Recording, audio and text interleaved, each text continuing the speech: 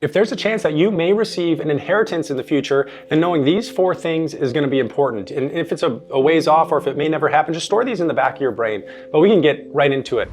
Number 1 is just expect the process to take some time, because settling an estate is a big task. When a person passes away, there's things that, if they're not in order, it can really mean things are a lot more difficult. And Gallup actually says that less than half of the adults in the US have a will right now. But even when things are in a proper estate plan, things can still take time. And if assets are held in a trust, the probate process doesn't have to happen, which is nice, so that's important. However, even distributions from trusts can take some time. Really, they can be hard to understand sometimes, depending on the type of trust. So because of this and some of the other factors that come into play and along the way of a estate settling process, it can take months or even years to settle an estate. So if you know that, it can just help you manage your expectations about when you'll get the inheritance going and everything like that, and manage the expectations of siblings or other people involved as well, which is always can be a difficult time. The second thing is have a plan ahead of time before you actually receive the inheritance. Sometimes getting an inheritance can feel like finding money, and maybe you've never factored it into your retirement plan, so really it is new funds now. But it doesn't mean we shouldn't have a plan for it when it's received, or have a plan before it's received. There's one researcher named Richard Taylor, I believe, that found out that people who receive small inheritances, they're actually more likely to just spend it, where people who receive larger inheritances are more likely to invest it. Either way, the parent or relative who left this money to you,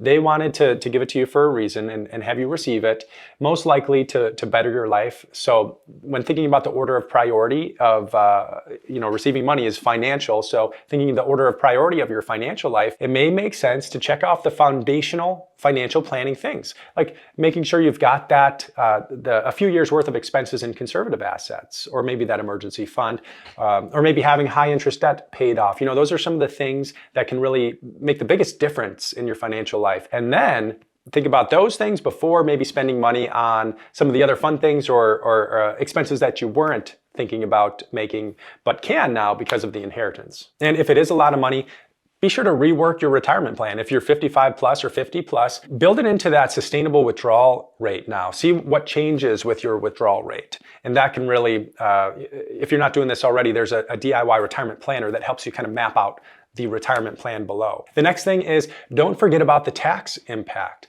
If you're inheriting an IRA or 401k or other pre-tax money, that's most likely going to have to be taken out over the course of the next 10 years or so. And most likely, every time you take money out from those types of accounts, you'll have to pay tax on those monies. So just make sure you don't get surprised by the taxes that first year, especially that first year after receiving an inheritance. And just be sure to talk to an accountant too, as you're kind of working through this process, an inheritance process. The next thing that receiving an inheritance will often do is cause you to review your own estate plan.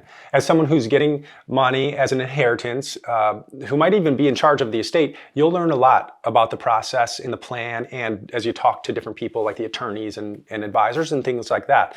And most likely this will make you want to make it as easy as possible for the people who are going to receive what you have after you pass away. So this means keeping clear records of all your accounts and estate planning documents like trusts and wills and powers of attorneys and the advanced healthcare directives.